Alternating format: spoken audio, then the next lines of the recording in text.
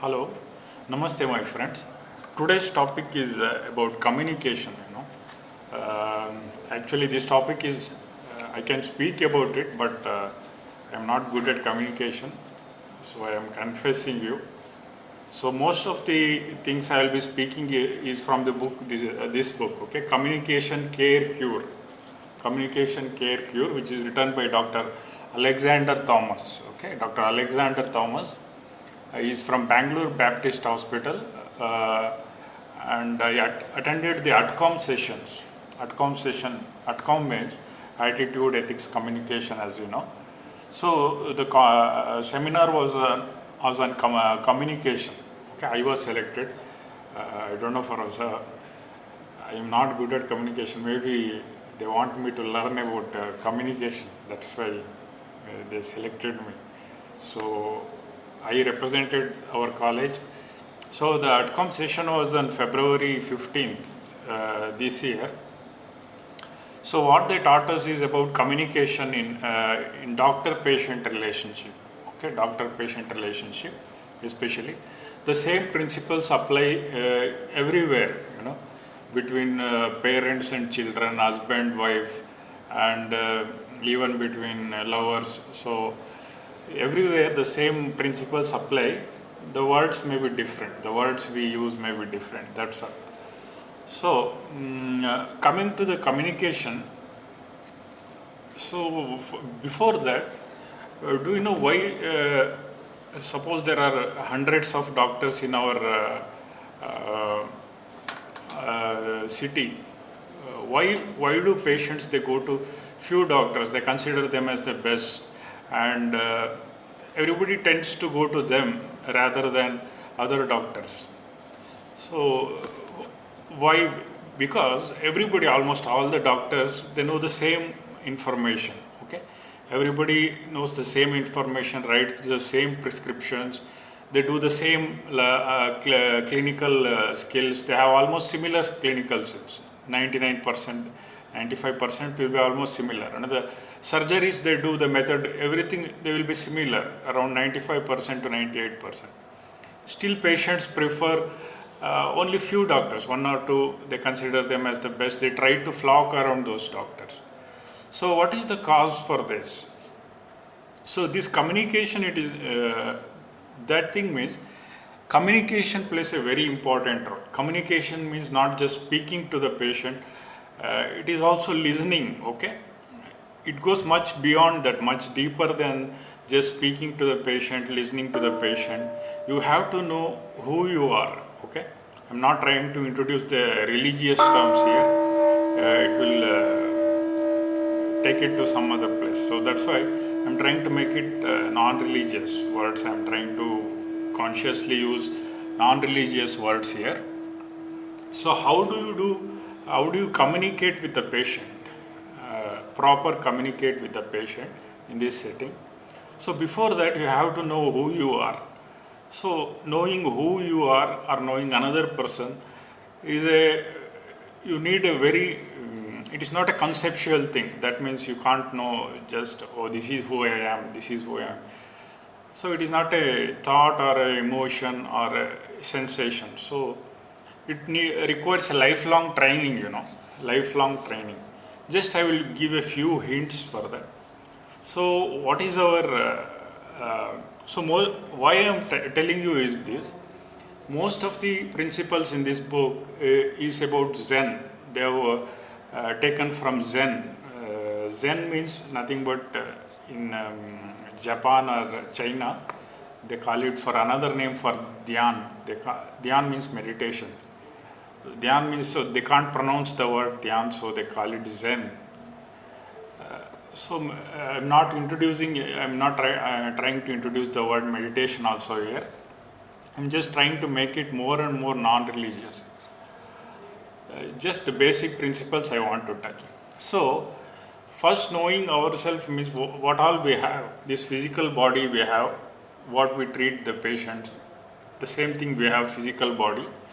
Then what you think, something goes on in your head. Have you noticed?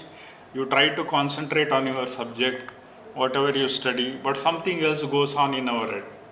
we are not able to focus many times. So that is called thoughts. Those are called thoughts. We try to remember what we have studied. So these things are called thoughts, So that is another thing we have. Then we have emotions.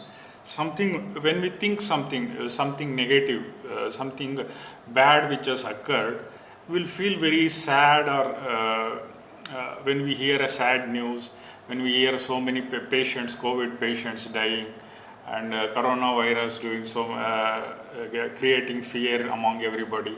So you feel something, something in near our lungs and heart, some heaviness, some heaviness and turbulence. That is called emotions. Those are called emotions. So you have physical body, you have thoughts and emotions. These three things we have.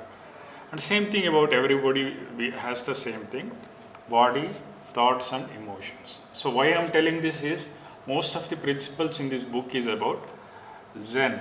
They have taken it from Zen. I have read this book to as much as possible.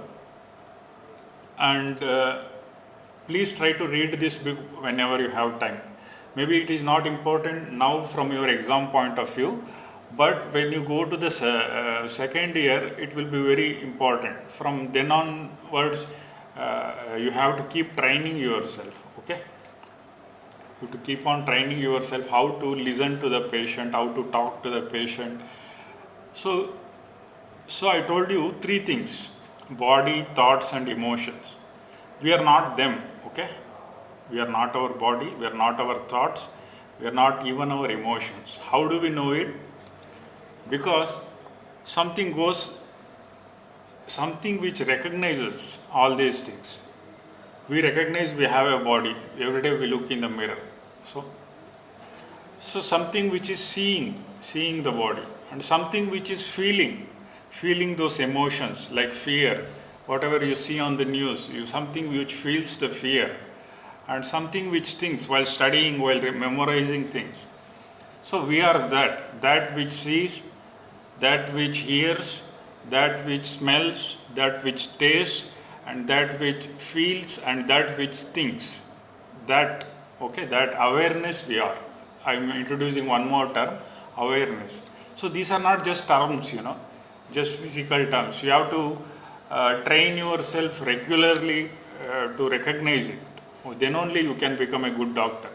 Otherwise, just knowing the facts, medical facts, and knowing about clinical skills, knowing about the procedures, doing surgeries, all these things will not get you very far, Nobody will come to you just for that.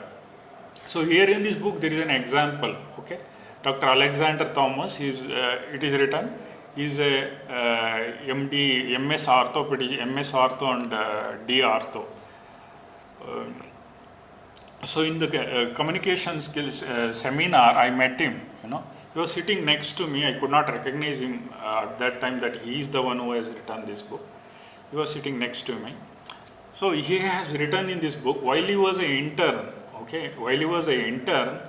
he used to see in his medicine department, he used to see a professor, Every patient used to like her very much, and they used to tend to flock to her. Everybody used to tell, you have to actually see how she treats the patients, Then only you will believe about communication skills, like that they used to tell. So he then and whenever he was posted in the second unit as an intern, and he tried to observe the madam, how she communicates with the patient, all these things he tried to observe, then he came to know madam she was a very good listener. That was the main thing which make her stand apart from the other doctors, She used to listen, whatever the patient tells, she used to listen properly. She used to never interrupt or interfere what the patient is telling. And sometimes she used to forget to put the stent in the ear also. Just she used to listen like that and just put the stent on the lungs of the patient without even putting it in her ears. So she was so much engrossed in the listening, how the patient is talking, what he is trying to convey. So she was so much deeply involved. So the patient used to feel heard, their problems heard. That's why they used to flock to her and they used to like her very much. So that is what is written here in this book.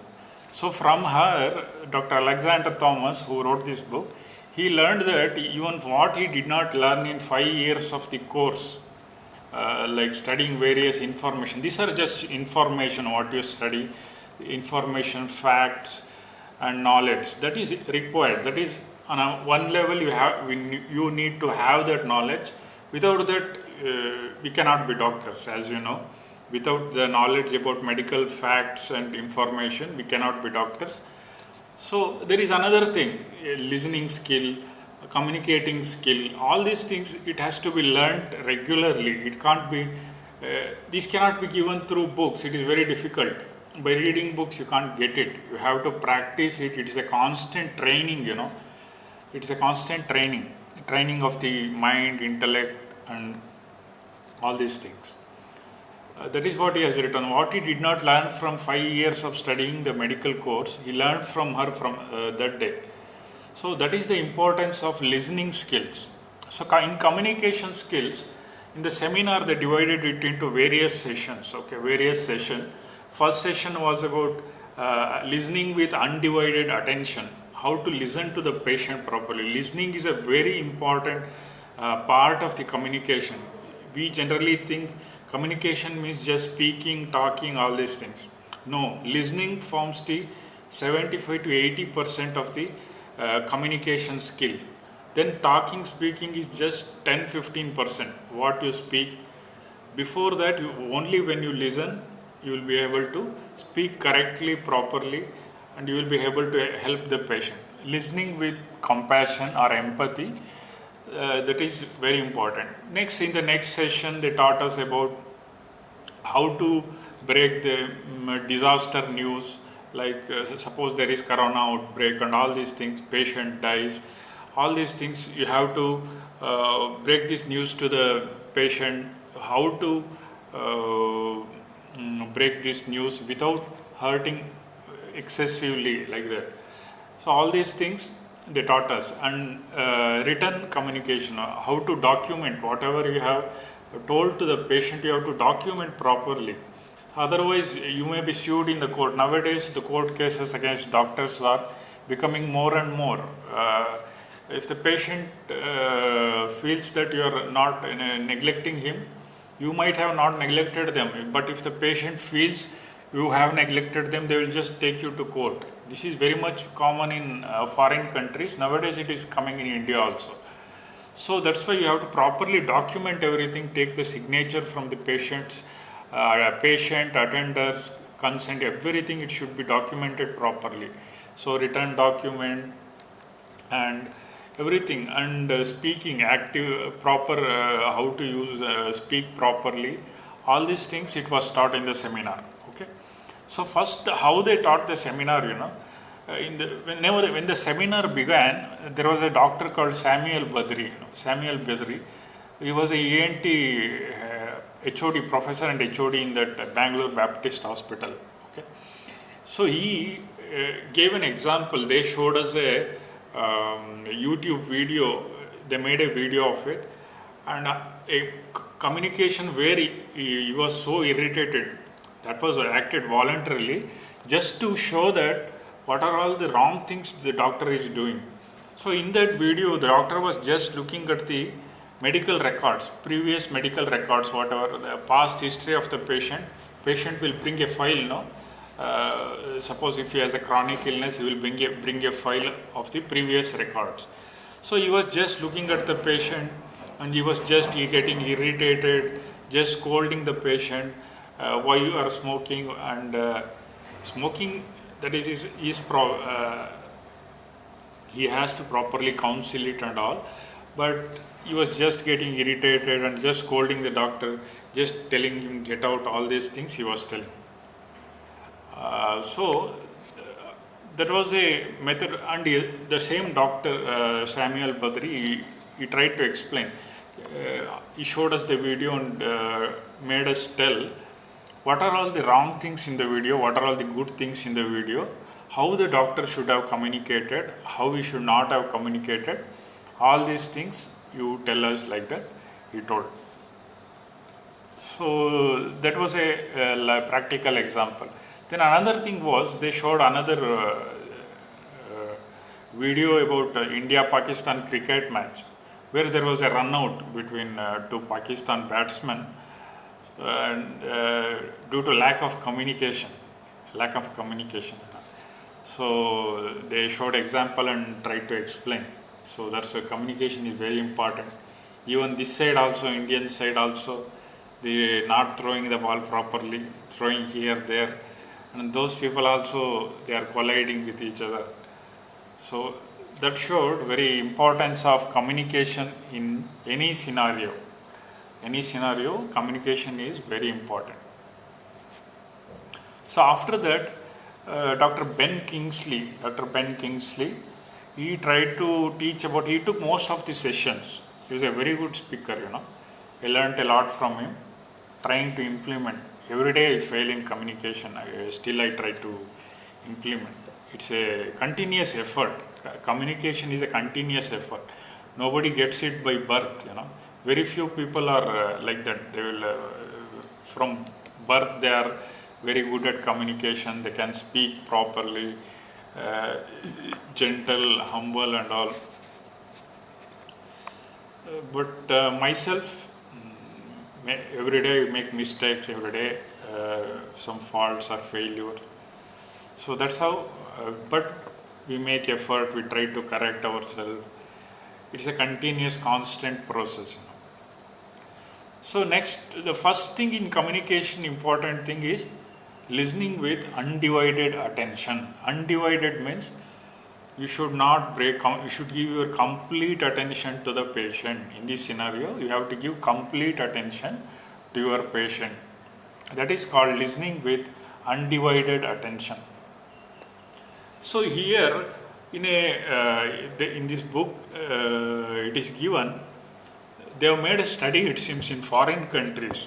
Usually in a doctor-centered patient-centered setting, usually the doctors has to give minimum 11 minutes, it seems. 11 minutes per patient. Per patient, the doctor has to spend 11 minutes per patient. But what happens in a what I am telling is about doctors, patient-centered setting. That means if we have to care completely for the patient, in a patient-oriented setting, we have to give at least minimum 11.5 minutes to the patient. We should be ready to spend 11.5 minutes to the patient. But generally what happens is, doctors spend about 7 minutes, around 7 minutes, 6 to 7 minutes per patient, because a lot of patients will be waiting, crowd will be waiting. They just to note down what the patient is telling, chief complaint. The patient will come and tell the chief complaint, sir, I am having this problem, that problem, some chief complaints will be done. So they will be noting down, then they will take BP, they will note down the BP and pulse, pickle, all these things they will write down. Then they will write down the prescription. So the patient doesn't feel heard only. All the time they will be writing something, or if they have electronic medical records, they will be noting it down on the computer. Whatever the patient is telling, they will be noting it down there, tuck, tuck, tuck, tuck, tuck, tuck, they will be noting it down on their computer. So the patient, you feel going to a robot, just like going to a robot. I feel I'm not offending anybody, doctors here. The patient may feel like that if you don't listen to them. So this is called doctor-oriented setting. In a doctor-oriented way, the doctors spend usually 7 minutes per patient. But actually in a patient-oriented setting, you need to spend around 11 to 12 minutes per patient. Okay. So this is what is told in this book. And the next thing is, the doctor should not interfere when the patient is speaking. Suppose when the patient comes and tries to tell about his complaints, the doctor should not interfere in between. They have made studies and found out, it is said in this book, within 18 seconds, 20 seconds, the doctor interferes, it seems. The doctor is interfering and cutting what the patient is telling. Suppose the patient is trying to explain about his illness, the doctor is trying to cut what is the patient is telling and trying to lead him in a particular direction. So that is not advised. What they have said is that is not advised. First, try to listen to the patient. What is listening? Listening with undivided attention. Undivided attention means our body should be present. Present means you should be fully alert. Should not be, sometimes the leg will be dancing. That shows there is some other thoughts or emotions going on. The leg will be dancing, hand will be dancing, some people. Even in the class I have observed, some students they will be shaking their legs, and some people will be their hands. That means they will be thinking something. That shows that. So undivided attention means body should be fully present, thinking or thoughts should be silent and totally alert, fully alert. You have to listen to the patient. Body, mind and intellect has to be fully present and alert. Okay. The next thing is you should not try to interfere. As I told you, you should not try to interfere or interrupt when the patient is speaking. And after the patient speaks, whatever he needs to tell, then you can ask questions. Suppose if you want to clarify something, then you can interpret. You will be knowing, okay, what the patient is trying to explain. All the knowledge you will be knowing, provided you have studied well, you are a good doctor. So you will be knowing. Then you have to ask leading questions. Please tell about, explain more about this, or is it like this? When did it happen? From how long it is there? So all these leading questions usually should come towards the end of the talk. Initially it should be a open-minded interaction. Open-minded interaction means before only you should not try to ask leading question and try to end the conversation. First it should be a open-minded interaction. Later you should be able to, you can ask leading questions. So that is about communication. It should be about the beginnings of communication. And there are various examples in this book. This is a very good book, various examples where the doctor and the patient, the communication happens, how it happens generally, how it should not happen, and how it should happen, like that. So then that is about undivided attention, listening with undivided attention. So listening is an art, Art means not that type of art, what you see, painting, writing, poetry, all. Listening is a skill. Art means it is a skill. You have to cultivate it. Cultivate it means when the patient is speaking, you should not interpret whatever he is speaking. You should not interpret. First, you should not interrupt. You should not interpret, and all these things are very important. You should silently learn to listen. Okay, when you listen, it is said that it will transform your whole being. Transform means it will become too much. Transform means your all the past within you will get burnt. Don't try to work it out too much inside your head what I am trying to tell. That is true. So when you listen with undivided attention, fully present, not trying to interpret what the other person is saying, your whole past, whatever the past emotions you have stored up in your system, which you have not metabolized. Suppose somebody shouts, your parents, somebody shouts, or somebody, your friend, somebody has hurt you. All these things are within us. How do you know where they are within us? They come to our mind, Many times they come to our mind. So all the past, it will get dissolved. It will get dissolved. when you communicate properly. So listening is very important. That is today's topic, listening with undivided attention. So today I will give you an exercise. You ask your parents or grandparents or anybody else, ask whichever disease they might be having, ask them to explain about that illness. You may be knowing whatever they are having, all these things. Ask them, uh, can you tell me from when, how are you feeling, how did you, from when it is increased, or what is the, just make them to talk, open-ended questions you ask, not the leading questions before. So make them talk and try to listen. This is a practice, this is the today's exercise for you. This is the same thing assignment I will give you, just like an assignment. Try to listen what they tell. Don't try to interpret whatever they are telling. Just try to listen before. After you become doctors, you will be knowing whatever they are telling. You will be able to interpret.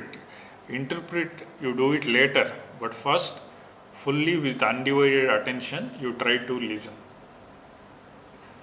And so when you listen, what happens? It not only transforms your being. In the seminar, the communications seminar, Dr. Munir Ahmad from Rajiv Gandhi University had come, He told, so the main goal of these ATCOM sessions and the main goal of all our teaching should be transformation of the students. That was a very good word he used, transformation. That means the change in the whole being. The whole being should become new. New means aware, alert, it should become.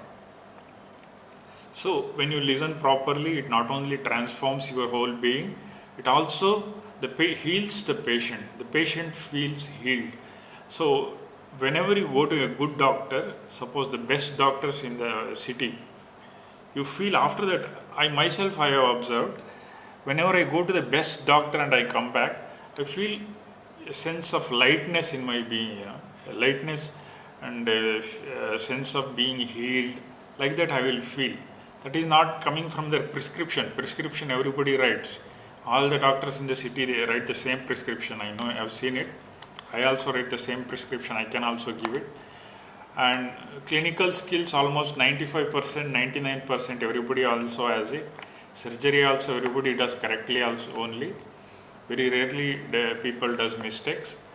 But in communication, they will go wrong. Communication means not words, not just words. There are various levels of communication. Speaking words are one level, and thoughts are one level. That it will become too much now if I tell about it. Speaking through, communicating through thoughts and emotions. Emotions also communicate. We communicate through our emotions. Suppose if you are angry inside, the other patient will pick it up. You may not be saying I am angry, but the patient, if he is there, if the doctor is angry, at a subconscious level he will be knowing. He will also react in anger. So we communicate not only through our words, but we communicate also through our emotions. And we also communicate through our thoughts. Suppose if you think a negative thought towards the other person, you may not have said it, but the other person will be able to pick up what you say at a subconscious level. We are all linked. Our minds are linked. Our thoughts are linked. So other person will come to know. These things may sound very spooky to you, something very spooky, mumbo jumbo stuff, but that is true. Someday you will realize it. So the main goal is to become aware, as I told you, to be aware of what the patient is saying without trying to interpret in your mind, or without trying to cutting or interrupting the patient. You should be able to listen. Again, I am stressing it because it is most important. Compared to other things, it is most important. So it not only heals us, like that listening with undivided attention, it not only heals us, it will bring healing to the patient also. That is from where that dimension healing flows. True healing flows from that dimension. That is what make one doctor different from another doctor. Main difference comes from that dimension. So that is about communication in today's class.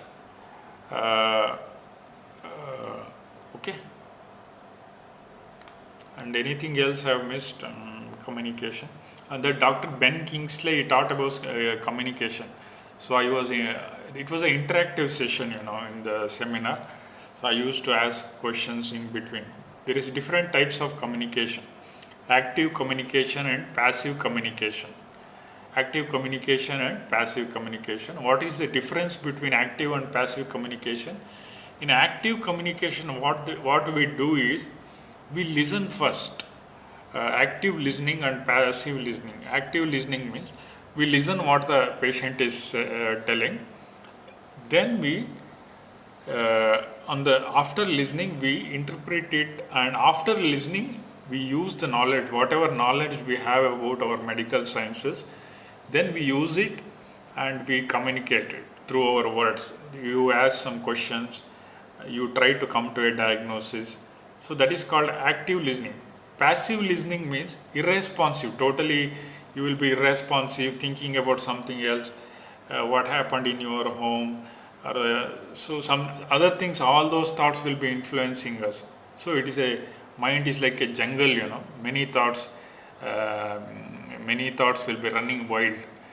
Unless those thoughts are silenced, unless your body is still, unless your emotions are under your control, you will not be able to listen to the patient. This is the thing. Unless your thoughts are silenced, and mind is, that means emotions are still, and unless the body is also silent, you will not be able to listen properly. So try to cultivate this skill of listening. It will help you not only in a doctor-patient relationship, but also in your day-to-day relationships and friendships, not with your friends, parents, teachers, everything. So I myself, I am trying to cultivate it. I am not an expert. So it is a much bigger challenge to me I have compared to you. I am trying to cultivate. Okay. So it's a collective effort. We can make it. Okay. Thank you.